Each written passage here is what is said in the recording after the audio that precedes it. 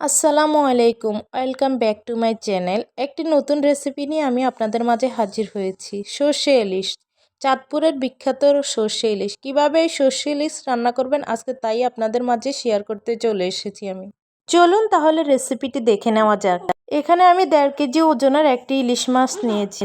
প্রথমে আমি মাছটিকে ভালোভাবে কেটে ধুয়ে নিই। মাছটি ছিল ডিমওয়ালা ইলিশ মাছ। এখানে আমি মাছটিকে 9 পিস করে নিয়েছি। মাছটিকে খুব ভালোভাবে ধুয়ে পানি ঝরিয়ে নিব। 3টি বড় সাইজের পেঁয়াজকে আমি ফিস্ট করে নিব। এবার আমি মাছটিতে হালকা হলুদ লবণ মাখিয়ে রেখে দেব।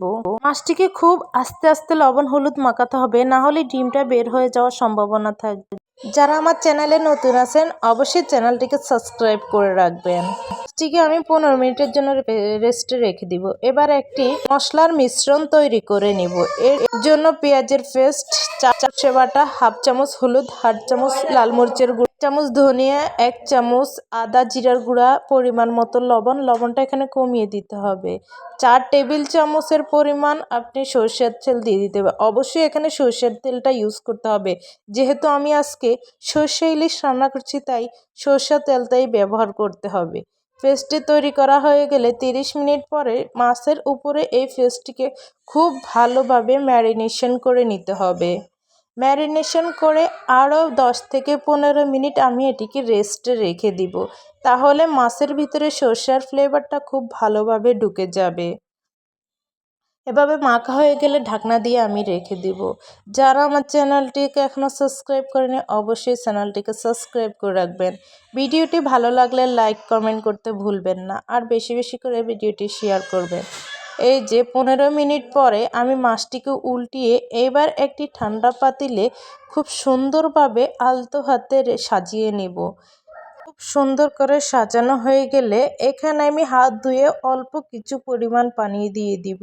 সর্ষে ইলিশ রান্না করতে এক্সট্রা কোনো পানির প্রয়োজন নেই। এখানে ফ্লেভারের জন্য আমি 4টি মরিচ মাঝখান থেকে কেটে দিব। এবার ছিদ্রটি বন্ধ করে ঢাকনা দিয়ে রেখে দিব 4 থেকে 5 মিনিট।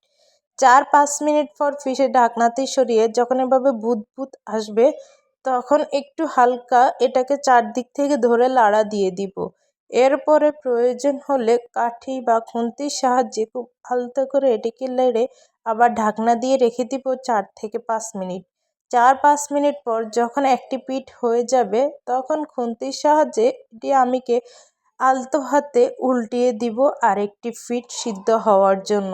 দেখুন আমি যতটা আলতোভাবে মাছটিকে উল্টাতে চেষ্টা করবেন এইভাবে করার জন্য। আর একটু সুন্দর ফ্লেভারের জন্য আমি এখানে 4টি মরিচ এবং 2 টেবিল চামচ কাঁচা সর্ষের তেল দিয়ে দিব। সর্ষের তেলটা দেওয়াতে এটার ফ্লেভার দ্বিগুণ হবে এবং খেতেও অনেকটাই টেস্ট লাগবে। এবার ঢাকনা দিয়ে 2 থেকে 3 মিনিট ভেজে নেব। দেখুন পানিটা শুকিয়ে সর্ষেটা একদম সুন্দরভাবে ভেসে উঠেছে। এবার এটাকে পরিবেশন করার পালা। তৈরি হয়ে গেল সর্ষে ইলিশ। গরম গরম ভাতের সাথে এই সর্ষে ইলিশ দেখেই জিভে জল চলে আসছে। কারা কারা আপনারা এই রেসিপিটি ফলো করেছেন অবশ্যই আমাকে কমেন্টের মাধ্যমে জানাবেন। আর যদি ভালো লেগে থাকে আমার চ্যানেলটিকে সাবস্ক্রাইব করতে ভুলবেন না। পরবর্তী ভিডিও পেতে চ্যানেলটির বেল আইকনটি ক্লিক করে রাখুন যেন আমি পরবর্তী ভিডিও ছাড়ার সাথে সাথে আপনি পেতে পারেন। আল্লাহ হাফেজ, সবাই ভালো থাকবেন।